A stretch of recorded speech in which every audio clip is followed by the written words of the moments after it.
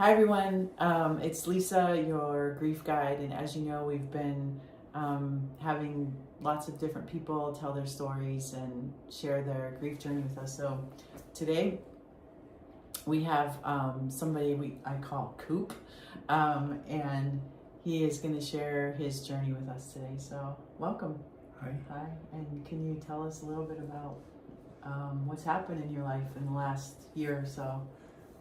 Well, quickly, my 96-year-old father got sick and came home, and a couple months later he passed away in October.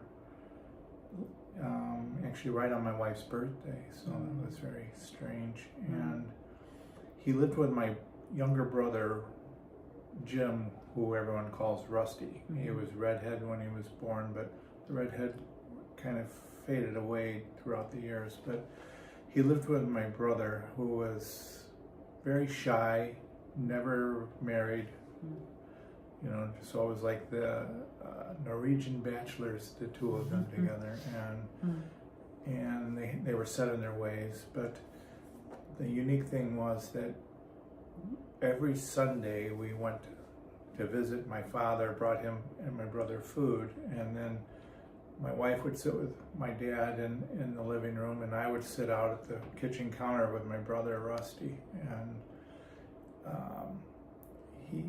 he was shy but super smart, just really smart with electronics, and I dabble in the same things at work. And so he would tell me what project he was on. He was trying to hack into a computer on a car or something to alter it, and then I would, oh yeah, that's good, but so with my father's passing, we still decided, well, let's just keep it up and we'll go visit my brother. And so we started seeing him typically Sundays, maybe once during the week too. And so my dad passed in the middle of October, and then at Thanksgiving time, my brother decided, well, I'm not really hungry, so I'm not going to come over. And we thought, well, that's not really like him, So we just kind of gave up on that and just went around our thing. Still went on Sundays, but noticed he was just not eating as much. And my wife thought, well, that's kind of odd. And at Christmas time, we always make prime rib, and I had 2 big prime ribs, and my brother couldn't eat any. And we said, what's wrong? And he said, well, I'm having trouble swallowing. And he and my father had the same exact symptoms, and my father was diagnosed with GERD. And so my brother was trying to make all of his decisions around his symptoms being exactly like my father's, and he was self-medicating himself from YouTube and everything. And it got to the point where he was having a really hard time swallowing. So my younger sister just, and I'm just oblivious, guys are oblivious, and my younger sister said, no, we're going to go in. So she took him in, and they were going to do a scope. They did a scope, and they couldn't get it down his throat because there was a mass. And so they discovered right then at Christmas time that he had esophageal cancer. And the prognosis was maybe 2-3 years. And so he's like, well, I think I read I can get 5 years, he said. Okay, so we're aggressively trying to figure this out. And it spread to his back, to his bones, and by January, and this was Christmas, by January he died. And it was, I would say it was a shock for my father. He was 96, so you kind of expect something is going to happen. But my brother was 5 years younger than me. And it was just, and we were really tight. I mean, going through old pictures and things, and you oh yeah, I remember when we did this and did that, and it was just very, very hard. Yeah, that's that back-to-back loss is a lot of grief. One semi-expected, one completely unexpected. Correct. Yeah, and even, you know, even when it's expected and it's the natural order, like, you know, that your father dies, it's still death, and death is final, and it's grief upon grief, right? Like, so say a little bit more then about like your brother being 5 years younger than you. Like how that's affected you and how that's impacted your grief journey. Well, he was very, very quiet, like I mentioned earlier, and I think I was married for a couple of years before he even really talked to my wife. But now we got him out of his shell, and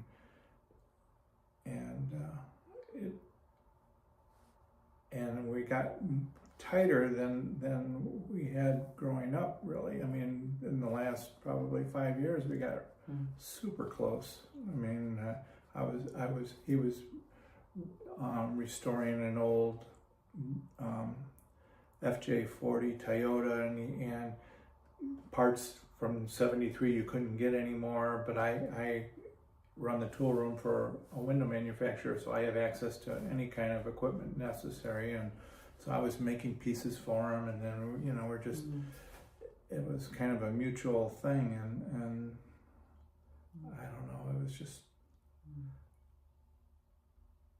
I didn't cry, but I was just so in shock, I couldn't think straight. And because it's like everything that you shared as brothers, as having common interests and common stories, it was all gone. Completely gone. Completely gone. And since my father and my brother lived together, the house was empty then, and then with the four remaining siblings, we have to decide what we're going to do, and there's just, someone wants to sell the house right away, I want to keep the house, and it was just back and forth, and then it was just stress on stress. What do you miss most about your brother? The geeky things, talking electronics, talking mechanical things. I dug up some old pictures over the weekend that we grew up in Wakanda on the lake. I mean, right, basically on the lake. And I dug up some old pictures where we screwed together, the two of us screwed together a boat out of plywood and stole a motor out of another vehicle and mounted it in, and I found pictures of the maiden voyage, you know, and I saw that, and I just kind of broke into tears a little bit, because here he is, just you know, riding along, and I just like, yeah, and they say, Coop, about sibling loss is that, like what you just shared, like that's only a story and experience that the two of you had, right? Not anybody else, not your other siblings, not. It was just the two of you, right? That you had shared stories and shared, you know, interest and inside jokes or whatever. And then when you lose that person, it's just done. Yeah, and I think that's the heaviness of the loss, would you say? Oh yeah. Yeah. Yeah, that's yeah. And all the routines, like the routine of going there every Sunday, and that's a big one. In fact, I was thinking of trying to think of things and preparing for tonight. And what really hits me most is the loss of routine there, and not only the loss of the routine, but I catch myself even this week on Sunday. We're going out and about after church, and I'm thinking to myself, well, what can we bring over for supper tonight? And then I caught myself, and I'm just like, oh. And I even mentioned to my wife, I said, you know, we have to come up with something different we're going to do on Sunday nights now, because this is just... Yeah, so painful. Yeah. I mean, my wife and I have been married for 43 years, and we went over every Sunday for most of those years. The first few years, he came over when our children were younger, and my father would come over and bring my brother over on Sundays, but then when they got a little bit older, we morphed into us going over on Sundays, and it's just a complete loss of then you start thinking, what's going to happen when we have two children? What's going to happen if they lose us? What are they going to do? You know, how do we prepare them for that eventuality? Because I'm 70 and my wife's 72. I mean, really, how many days do we have? Right. There's nothing's guaranteed. Right. Yeah, I think grieving people that are listening to this really need to hear that there's the loss of the person that we loved, but then there's all these other secondary losses, you know, the loss of dinners on Sundays, the loss of doing a hobby together. Those are all secondary losses that make the grief and the pain deeper. Yeah.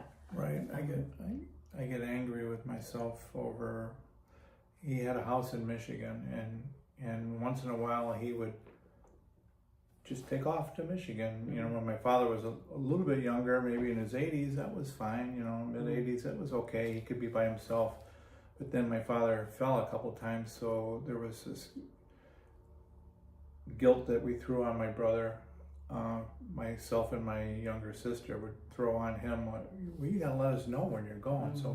So we ended up starting to stay with my father when my brother went to Michigan, and there was this bitterness I had toward my brother for just taking off. But then after he passed and we went to Michigan, no one had ever been to this house, and we went there to clean it up, and there was a note on the door from one of the neighbors that moved away. And then you think, well, he had this little 4 or 5 times a year he'd go up for a couple of weeks, and he had a whole nother life there that no one knew about. And we're discovering, and his neighbor, when we went up to clean the house out, and we got a dumpster, and the neighbor's son saw us by the dumpster and called his father, who lived an hour away. And by the time he got there, we had just left, so he missed us. And he knew something was up, but he didn't know that my brother passed. And so he called. He looked online and found my brother's obituary, and then tracked my sister's phone number down and called her. And so it's now I feel guilty that he had this other little life that we were mad about, but he kind of needed. Sure, yeah. If you had to say, what has been most helpful to you on your grief journey?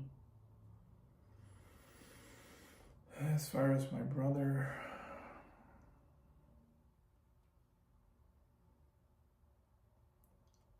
going through old pictures in the manuals, the things that we did together, and we used to collect beer cans together, and reminiscing through those, and reminiscing through things, and listening to music. Has that brought you comfort? Yeah, the music is something. I listen to music in the car on the way to work, and ones that we both liked. So there's... That's good, because I know that for some people, in their grieving process, it takes them a long time to listen to music again or to look at pictures, but it's really good to hear you say that those things are actually bringing you comfort. It brings me comfort, but I still get sad when I first notice a picture for the first time. But now that I brought the boat pictures into my boss today and bragged to him about the things my brother and I did. And my boss, we call him my boss, but we're almost like brothers. But he had a little connection with my brother too, because my father, he adopted my father like his father, because his father was older and passed away probably 8 years ago. And whenever I talked to my father at work, I would put my dad on the phone, but my dad would always brag about Rusty. And my brother Rusty was the smart one, you know, and I'm like, I'm getting all jealous now, you know. Right. And so then my boss would tease me for the rest of the day.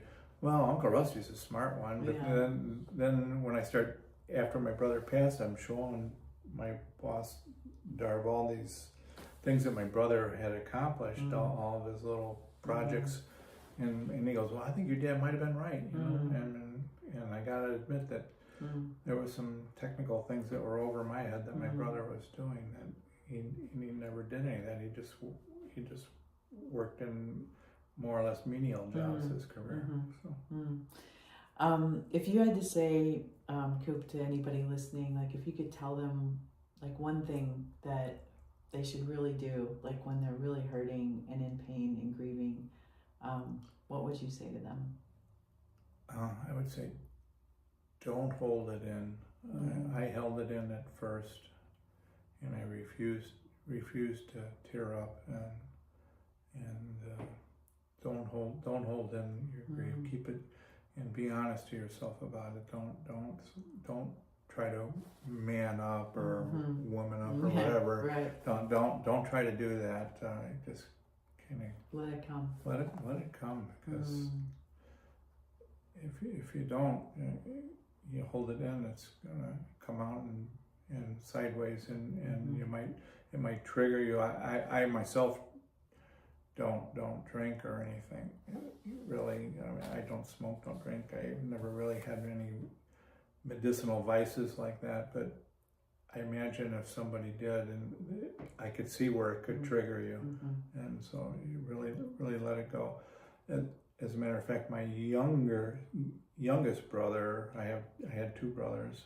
My youngest brother is an alcoholic, and he called my sister, and she could tell he was drinking, and she said, "Have you been drinking?" And he says, "Well, what do you expect me to do?" Right. And I said, "Scotty, what the?" Yeah. You know, and it's hard because I haven't had that problem, so sure. But it's easy to understand. It's easy to understand how it could happen. Of course, when you're in so much pain, right? You just don't want to be in pain anymore. It shocked me that he said, "Well, what do you expect me to do?" Yeah. And I'm just like, yeah. But no, I love he's that. in Montana, so I couldn't get a hold of him and sure. shake him or something. And I was like, yeah. No, I like that word though. Like, don't hold it in. It's because eventually it's gonna come out, and it's not good for you. It could come out sideways, and you could, yes. As you would say, act out or something. Yes, you know, of course. Could be all kinds of. Of course, yeah. Well, thanks for being with us today, Coop. I really appreciate you sharing your journey with us and those things that have helped you. I know it's going to help somebody. I hope so. Yeah, it will, for sure. All right, thanks. Thanks. See you, everybody. Bye.